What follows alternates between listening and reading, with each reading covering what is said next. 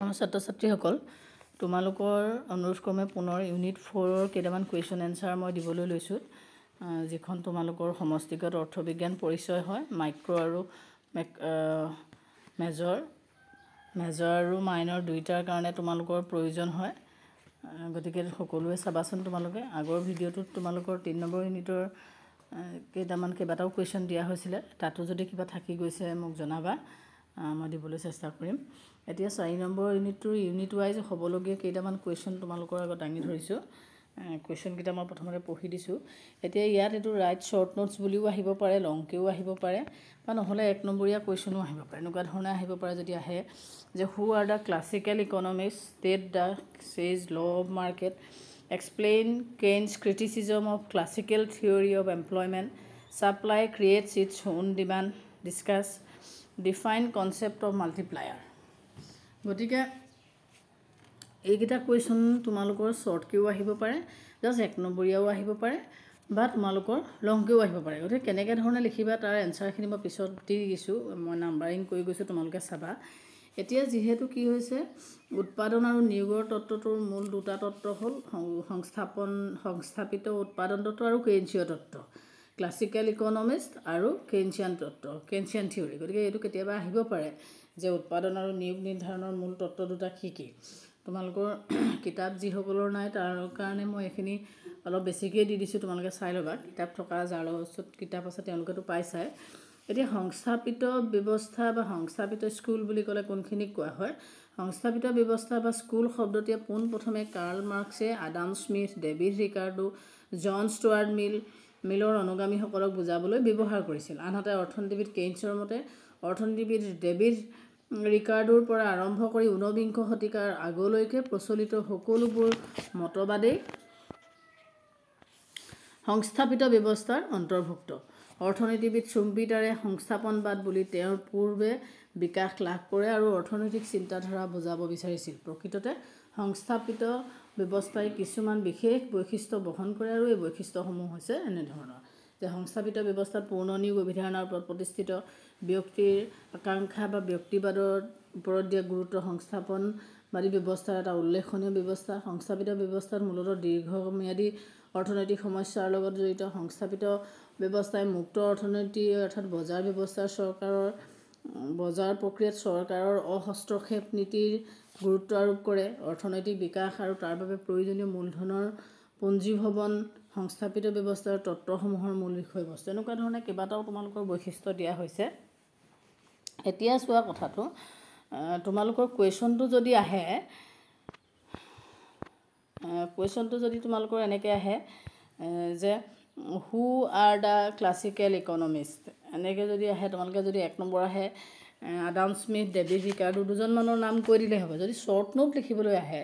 যে short note আকাৰে 4 number বা 5 নম্বৰ আহে তেতিয়া কিন্তু তোমালোকে এই কথাখিনি অকণ বহলাই লিখিব লাগিব সংস্থাপনবাদী অৰ্থনীতিবিদ কাক কোনে কৈছে আৰু লগতে সংস্থাপনবাদী অৰ্থনীতিবিদৰ যিখিনি বৈশিষ্ট্য লগত সাঙুৰ খাই আছে সেইখিনি কথা তোমালোকে ক'ব পাৰিবা তাৰ পাছত তোমালোকৰ যিটো কুৱেশ্যন আহিছে সেজ ল অফ মাৰ্কেটটো এক নম্বৰ যদি আহে এক নম্বৰীয়া আহিলে তোমালোকে ডাইৰেক্ট কি কৰিবা অকল সংস্থাপিত ভাৱধাৰাৰ অন্যতম অৰ্থনীতিবিদ ফ্ৰান্সৰ জিন ব্যাপ্টিষ্টে তেওঁ কি কৈছিলে আডাম স্মিথৰ ৱেলথ অফ নেশ্যন নামৰ গ্ৰন্থৰ দ্বাৰা বিশেষভাৱে প্ৰভাৱিত হৈছিল আৰু স্মিথৰ অৰ্থনৈতিক চিন্তাধাৰাৰ ইউৰোপৰ দেশসমূহত জনপ্ৰিয় কৰাৰ প্ৰচেষ্টা গ্ৰহণ কৰিছিল এইবোৰ দীঘলকৈ তেওঁ কথাটো কৈছে আৰু তেওঁৰ গ্ৰন্থ ট্ৰেডছ অফ পলিটিকেল ইকনমিত প্ৰকাশ পায় আৰু পৰৱৰ্তী সময়ত 1828 পৰা 29 চনত তেওঁ আন এখন গ্ৰন্থ কমপ্লিট কোৰ্স ইন পলিটিকেল ইকনমিত 5টা খণ্ডত ভাগ কৰা হৈছে গতিকে বজাৰ বিধিটো হৈছে মেইন তোমাৰ যোগানে নিজৰ চাহিদা নিজেই সৃষ্টি কৰে supply creates its own demand এক নম্বৰ যদি আহে তেতিয়া অকল জাস্ট সেইটো লিখিলেই হ'ব কিন্তু তোমালোকক আহিব পাৰে যে বজাৰ বিধিটো বুজাই লিখা বা বজাৰ বিধিটোৰ ওপৰত চমুটুকা লিখা তেতিয়া কিন্তু কথাবোৰ অকমান বহলাই লিখিব লাগিব আৰু অভিধাৰণাবোৰ লগত লিখিব লাগিব যেটো কুৱেশ্যন লং কুৱেশ্যন হিচাপে মই পিছত দিছোৱে কিন্তু যদি তোমালোকক এক নম্বৰীয়া বুলি আহে যে বজাৰ বিধিটো উল্লেখ কৰা তেতিয়া কিন্তু অকল লিখিব লাগিব বজাৰ বিধি অনুসৰি যোগানে নিজৰ চাহিদা নিজে সৃষ্টি কৰে supply creates its own demand এনেকৈ বুলি লিখি থৈ দিলেই হ'ব সেইটো তোমালোকে সদায় কুৱেশ্যনটো মাৰ্কছটো কেনেকৈ আছে সেইটোৰ ওপৰত নিৰ্ভৰ কৰি তোমালোকে লিখিবা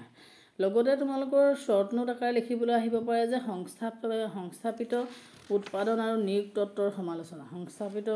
উৎপাদন আৰু নিয়োগ তত্ত্বৰ সমালোচনাটো তোমালোকৰ এটা ইম্পৰ্টেণ্ট কুৱেশ্যন সেইটো তোমালোকৰ লিখিবলৈ আহিব পাৰে তাতো তোমালোকৰ কেইবাজনেও তোমালোকৰ সমালোচনা কৰিছে বা কেইনছৰ সমালোচনাৰ কথা ইয়াত মেইনলি উল্লেখ কৰা হৈছে বা কেইনছৰ সমালোচনামূলক সংস্থাপিত অৰ্থনীতি কেইনছে কেনেকুৱা ধৰণৰ সমালোচনা কৰিছে সমালোচনাখিনি উল্লেখ কৰা তেনেকুৱা ধৰণে তোমালোকৰ আহিব ইয়াত প্ৰথমটো দিছে অপূৰ্ণ নিয়োগৰ ভাৰসমতা আণ্ডাৰ এমপ্লয়মেণ্ট ইকুইলিব্ৰিয়াম 2 নম্বৰটো শ্বেয়াৰ বজাৰ বিধিক সমালোচনা কৰা 3 নম্বৰ স্বয়ংক্ৰিয় সমাযোজন ব্যৱস্থা এনেকুৱা ধৰণে পইণ্ট ৱাইজ তোমালোকৰ কেইবাটাও দিয়া আছে গোটেইবোৰ ডিটেইলছ লিখিব নালাগে পইণ্টকেইটা তোমালোকে লিখি তাৰ লগত দুটামান লাইন লিখি দিবা তাৰ পাছলৈ দিয়া হৈছে মজুৰীৰ নমনীয়তা ৱেজ ফ্লেক্সিবিলিটি পূৰ্ণ প্ৰতিযোগিতামূলক অভিধাৰণা এজাম্পশ্যন অফ পাৰফেক্ট কম্পিটিশ্যন দীৰ্ঘকালীন বিশ্লেষণ লং ৰান এনালাইচিছ গতিকে এনেকৈ ধৰণৰ তোমালোকৰ কুৱেশ্যন কেইটামান দিব পাৰে সেইকেইটা তোমালোকে মন দি লিখিবা আৰু ইয়াত বস্তুখিনি বহুত ডিটেইলছ লিখা আছে ইমান ডিটেইলছ যাব নালাগে তোমালোকে অলপ শ্বৰ্ট কৰি পিনি মেইন কথাখিনি লিখিলেই হ'ব এতিয়া মাৰ্কছটো কিমান আহিছে সেইটোৰ ওপৰত নিৰ্ভৰ কৰি তোমালোকে কুৱেশ্যনটো কৰিবলৈ চেষ্টা কৰিবা তাৰ পাছত তোমালোকৰ বিনিয়োগ গুণক কি বুলি আহিব পাৰে বিনিয়োগ গুণক কি বুলি তোমালোকৰ এটা শ্বৰ্ট নোট আহিব পাৰে গতিকে বিনিয়োগ গুণক কি বুলি ক'লে যেতিয়া তোমালোকৰ শ্বৰ্ট নোট আহিব সেইটো লিখিবৰ কাৰণে তোমালোকে কি কৰিব লাগিব যে বিনিয়োগ কাক বোলে সেইটো তোমালোকে কনচেপ্টটো লিখিব লাগিব লিখাৰ পাছত বিনিয়োগৰ কেইটামান অভিধাৰণা আছে এতিয়া গুণকৰ তত্ত্বই নিয়োগ আৰু আয়ৰ আধুনিক তত্ত্বৰ এক গুৰুত্বপূৰ্ণ ভূমিকা পালন কৰে গুণকৰ ধাৰণাটো পোনপ্ৰথমে এফ এ খানে ব্যাখ্যা কৰে পিছলৈ কেইনছে এই গুণকৰ ধাৰণাৰে অধিক স্পষ্ট ব্যাখ্যা আগবঢ়ায় অৱশ্যে খানে নিয়োগ গুণকৰ এমপ্লয়মেণ্ট মাল্টিপ্লায়াৰ ব্যাখ্যা কৰিছে আৰু বিনিয়োগ বৃদ্ধিয়ে নিয়োগৰ ওপৰত কেনে পৰিণাম সৃষ্টি কৰে তাকেই নিয়োগ গুণক ব্যাখ্যা কৰা হয় কেইনছে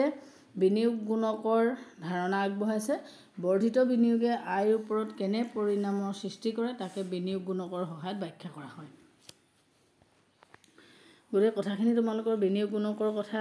দিয়া হৈছে যে multiplier is the ratio' of change in income to the change in investment ইয়াত K equal delta Y divided by delta I দিয়া হৈছে এইটো কোটেশ্যনত ডেল্টা ৱাই আই পৰিৱৰ্তন আৰু ডেল্টা আই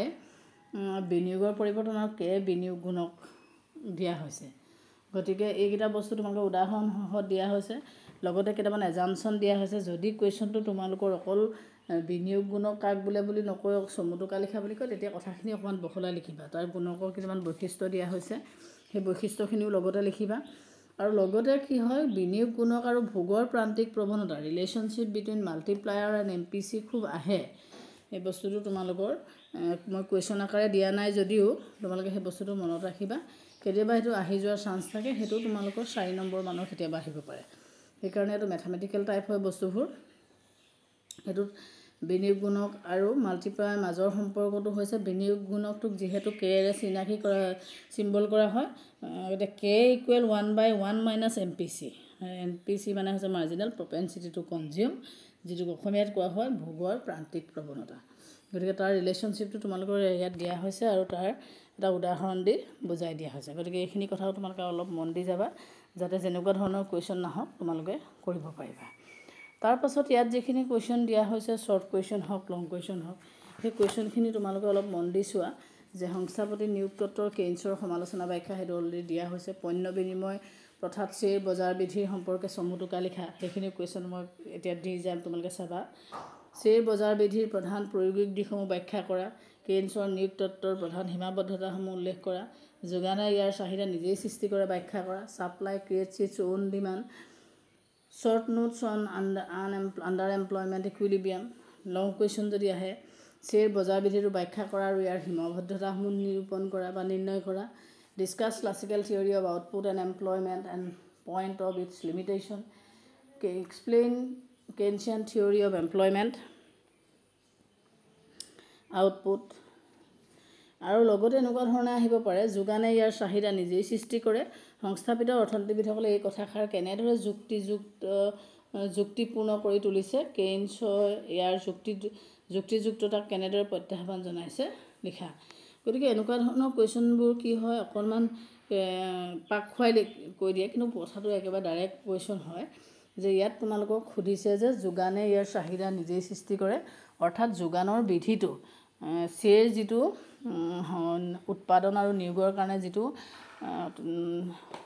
তেওঁ থিয়ৰী উলিয়াইছে সেই নিয়োগ তত্ত্বটোৰ কথাই ইয়াত বৰ্ণনা কৰিবলৈ কৈছে সেই কথাখিনিকে তোমালোকক অলপ পাক খুৱাই লিখি দিছে সেইটোত কনফিউজ নহ'বা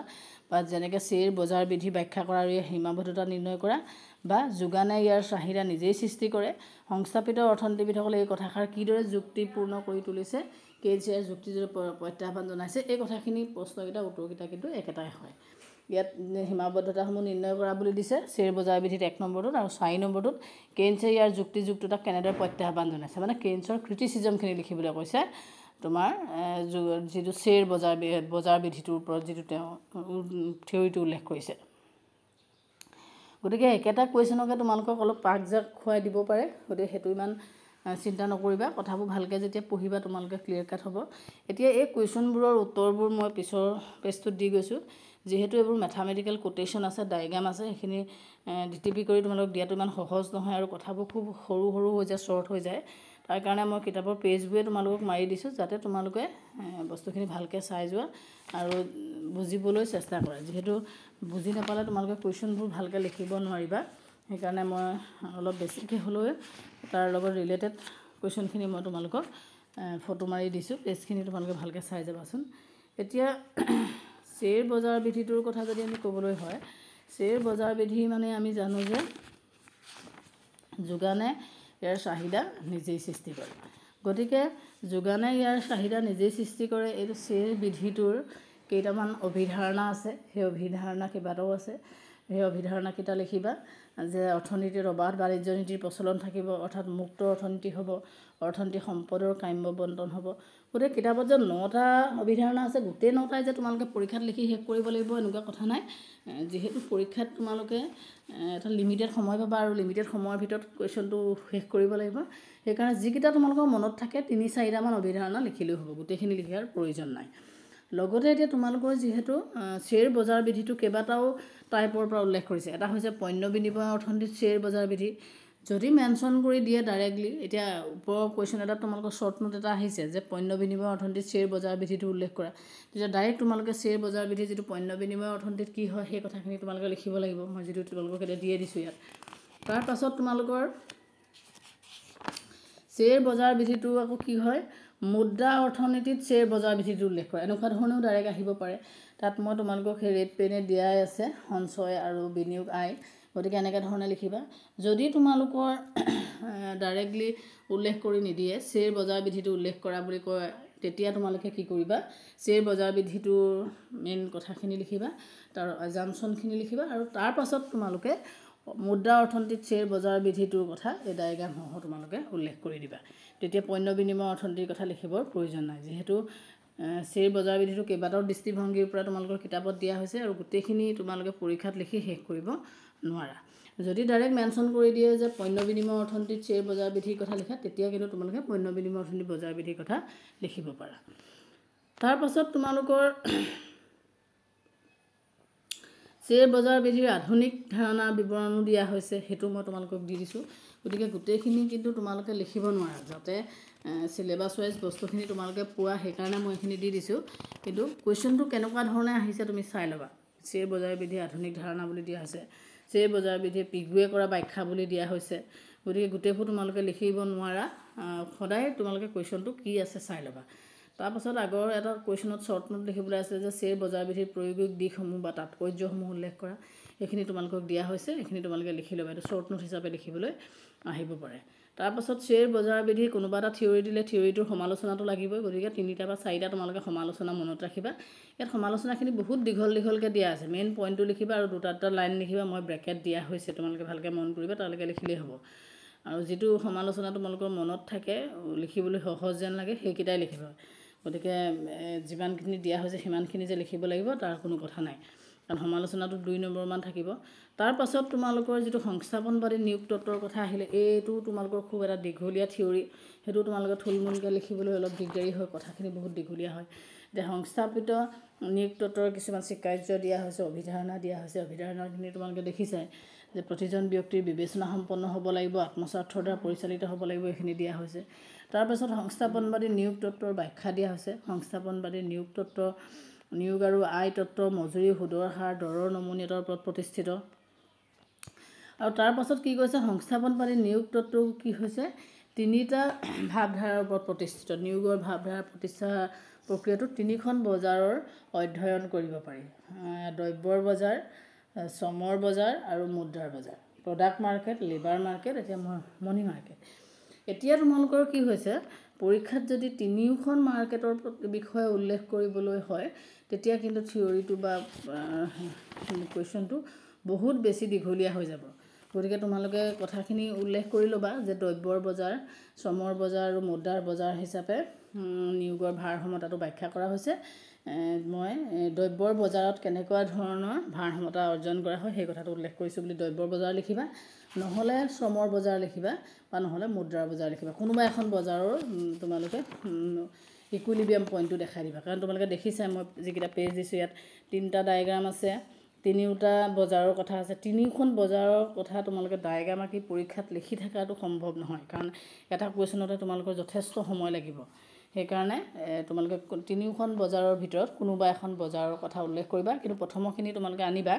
সেই কথাখিনি আনি পিছত এইখিনি লিখিবা। লগতে আকৌ তোমালোকে সমালোচনাও লিখিব লাগিব। কুৱেশ্যনটোত যদি ডাইৰেক্ট সমালোচনা কৰা বুলি কয়, সমালোচনা নিলিখিলে কিন্তু তোমালোকে পৰীক্ষকে নম্বৰ নিদিব। গতিকে সমালোচনাৰ যিখিনি দিয়া হৈছে তাৰো তোমালোকে কেইটামান পইণ্ট উল্লেখ কৰিবা আৰু সেইকেইটা তোমালোকে লৈ ল'বা। গোটেইখিনি নহ'লেও তাৰ ভিতৰত যিকেইটা তোমালোকৰ অলপ সহজ যেন লাগে সেইখিনি তোমালোকে কৰিবা। তাৰ পাছত তোমালোকৰ যিটো কুৱেশ্যন আছে নিয়োগ কেইন্সৰ নিয়োগৰ তত্ত্বটো, এতিয়া কেইন্সৰ উৎপাদন আৰু নিয়োগ তত্ত্বটো ব্যাখ্যা কৰা। কেইন্সৰ নিয়োগ আৰু উৎপাদন তত্ত্বটোৰ মেইন কথাখিনিয়ে হৈছে যে সক্ৰিয় চাহিদা নীতি। কেইন্সৰ নিয়োগ আৰু উৎপাদন তত্ত্বটোৰ মেইন কথাটো হৈছে সক্ৰিয় চাহিদা। আয় আৰু উৎপাদনৰ প্ৰধান আধাৰ হৈছে সক্ৰিয় চাহিদা। এতিয়া সক্ৰিয় চাহিদা মানে কি? সক্ৰিয় চাহিদা হৈছে যি পৰিমাণৰ মুঠ চাহিদালব্ধ যোগানৰ দ্বাৰা পূৰণ কৰিব পাৰি তাকেই সক্ৰিয় চাহিদা বুলি কোৱা হয়। আন কথাত যি পৰিমাণৰ আয় ব্যয় কাৰ্যত ব্যৱহাৰ কৰা হয় সেয়ে সক্ৰিয় চাহিদা। এতিয়া সক্ৰিয় চাহিদা নিৰ্ণয় কৰা বা নিৰ্ধাৰণ কৰা 2টা উপাদান হৈছে সামগ্ৰিক চাহিদা কাৰ্য আৰু সামগ্ৰিক যোগান কাৰ্য, এগ্ৰিগেট ডিমাণ্ড ফাংচন আৰু এগ্ৰিগেট ছাপ্লাই ফাংচন। এতিয়া সামগ্ৰিক চাহিদা কাৰ্য আৰু সামগ্ৰিক যোগান কাৰ্য সমান হোৱা বিন্দুতেই সক্ৰিয় চাহিদা নিৰ্ধাৰণ হয়, আৰু এই বিন্দুতেই কি হৈছে কেইন্সৰ ভাৰসাম্য নিয়োগ আৰু উৎপাদন নিৰ্ধাৰণ কৰা হয়। গতিকে এই কথাটো প্ৰথম আৰম্ভণিখিনি আনিবা। এতিয়া সক্ৰিয় চাহিদাৰ কথা ইমান ডিটেইলছ যাব নালাগে, তোমালোকক বুজি পাবৰ কাৰণে দিছোঁ, কাৰণ তোমালোকৰ কেতিয়াবা ডিফাইন কৰিবলৈ আহিব পাৰে ইফেক্টিভ ডিমাণ্ড কাক বোলে, সেইটো কাৰণে তোমালোকে সেইখিনি চাবা। কিন্তু যেতিয়া থিয়ৰীটো লিখিবা গোটেই বস্তুখিনি নিলিখিও জাষ্ট কনচেপ্টটো লিখিবলৈ চেষ্টা কৰিবা, আৰু সক্ৰিয় চাহিদা নিৰ্ধাৰণ কৰিবলৈ যে আমাৰ সামগ্ৰিক চাহিদা কাৰ্য আৰু সামগ্ৰিক যোগান কাৰ্যৰ প্ৰয়োজন হয় সেই কথাটো উল্লেখ কৰিবা। আৰু উল্লেখ কৰি তোমালোকে পিছৰ যিখিনি ডায়েগ্ৰামেটিকেল কথা আছে সেইখিনি লৈ তোমালোকে গুচি আহিবা। তাৰপাছত তোমালোকে এনেকৈ আৰম্ভ কৰিবা যে ভাৰসাম্য নিয়োগ আৰু সক্ৰিয় চাহিদা নিৰ্ধাৰণ, সামগ্ৰিক চাহিদা কাৰ্য আৰু সামগ্ৰিক যোগান কাৰ্যৰ সমতাৰ বিন্দুত ভাৰসাম্য নিয়োগ নিৰ্ধাৰণ কৰা হয়, আৰু এই বিন্দুত সক্ৰিয় চাহিদা বিন্দু বুলিও কোৱা হয়। সক্ৰিয় সামগ্ৰিক যোগানৰ দৰে উৎপাদন ব্যয় আৰু সামগ্ৰিক চাহিদাৰ দৰে উদ্যোক্তাৰ প্ৰত্যাশিত প্ৰতিদান প্ৰতিনিধিত্ব কৰে। এই কথাখিনিৰ পৰা আৰম্ভ কৰিবা। ইয়াতো কথাখিনি এটা 2টা ভাগত আছে, এখন তালিকাৰ আকাৰেও বৰ্ণনা কৰা হৈছে আৰু এটা ডায়েগ্ৰামৰ আকাৰতো বৰ্ণনা কৰা হৈছে। এতিয়া তোমালোকে তালিকা আৰু ডায়েগ্ৰাম 2টা একেলগে এক্সপ্লেইন কৰাটো সম্ভৱ নহয়, সময়টো বহুত বেছি লাগিব। গতিকে তোমালোকে তালিকাখন বাদ দিবা, তালিকাখন তোমালোকে নিজে বুজি পাবৰ কাৰণে ৰাখিবা। তোমালোকে ডায়েগ্ৰামটো আঁকি তলৰ যিখিনি এক্সপ্লেনেশ্যন আছে মই দাগ দিয়ে দিছোঁ ভাৰসাম্য নিয়োগ নিৰ্ধাৰণৰ বিষয়ে। এইটো কুৱেশ্যন মই আগতো এবাৰ দিলোঁ, 2.9 এইখিনি দিয়া হৈছে। এই কুৱেশ্যনটোৰ পৰা তোমালোকে আৰম্ভ কৰিবা, ডায়েগ্ৰামটো আঁকি সেইখিনি লিখিবা। ইয়াত তোমালোকক দিছে যে এগ্ৰিগেট ডিমাণ্ড আৰু এগ্ৰিগেট ছাপ্লাই য'ত সমান হৈছে তাতেই ভাৰসাম্য নিয়োগ বা সক্ৰিয় চাহিদা নিৰ্ধাৰণ কৰা হৈছে। এইটো বিন্দুকে সক্ৰিয় চাহিদা বুলি কোৱা হয়। গতিকে এই কথাখিনি তোমালোকে এই ডায়েগ্ৰামটো 2.9 যিটো ইয়াত দিয়া হৈছে তোমালোকে তেনেকৈ নিলিখিবা ওপৰৰ যদি ডায়েগ্ৰামটো লিখা ওপৰৰ চিত্ৰত বুলি লিখিবা তলত লিখিলে তলৰ চিত্ৰ বুলি লিখিবা লিখি পিনি সেই ডায়েগ্ৰামটো তোমালোকে এক্সপ্লেইন কৰিবলৈ চেষ্টা কৰিবা কাৰণ তোমালোকে তালিকাখন আৰু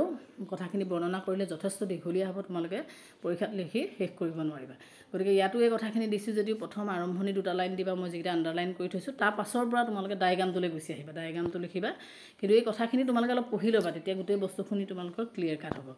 তাৰ পাছত তোমালোকৰ ইয়াৰ কিছুমান ক্ৰিটিচিজম থাকিব ক্ৰিটিচিজমখিনি মই দিয়া নহ'ল সেইকেইটা বৰ দীঘলীয়া হৈ গৈছে তোমালোকৰ ভিডিঅ'টো গতিকে যি থাকি যায় মই পিছৰ ভিডিঅ'ত বনাই দিম গতিকে কুৱেশ্যন ৱাইজ 4th ইউনিটৰ কেনেকুৱা ধৰণৰ হ'ব সেইখিনি মই কথা তোমালোকক দিলোঁ আৰু পেজখিনি ফটো মাৰি দিছোঁ গতিকে তোমালোকে ভালকৈ ধৰিব পাৰিছা নাই মোক জনাবা আৰু পঢ়ি ল'বা কিতাপ থকাখিনিৰ কাৰণেতো ইমান দিগদাৰী নাই কিতাপখন লগত থাকিব বা ভিডিঅ'টো চাবা তোমালোকে পেজটো মিলাই পঢ়ি গ'লেই হৈ যাব যিসকলৰ হাতত কিতাপ নাই তেওঁলোকৰ কাৰণে যথেষ্ট অসুবিধা হ'ব সেইকাৰণে তোমালোকে ভালকৈ পঢ়ি যাবা আৰু লিখি যাবলৈ চেষ্টা কৰিবা কাৰণ এনেকুৱা ধৰণৰ কুৱেশ্যনেই তোমালোকৰ আহিব যিহেতু প্ৰত্যেকটো ইউনিটৰ পৰা এটা লং কুৱেশ্যন এটা 4 নম্বৰীয়া শ্বৰ্ট নোট আৰু 1 নম্বৰীয়া দুটামান অহাৰ চান্স থাকে গতিকে এটাও ইউনিট তোমালোকে এভইড কৰিব নোৱাৰা সমানেই গুৰুত্ব হয় গতিকে গোটেইখিনি ভালকৈ পঢ়া কিবা যদি অসুবিধা পোৱা মোক জনাবা মই তোমালোকক পুনৰ সেই প্ৰব্লেম ছল্ভ কৰিবলৈ চেষ্টা কৰিম ধন্যবাদ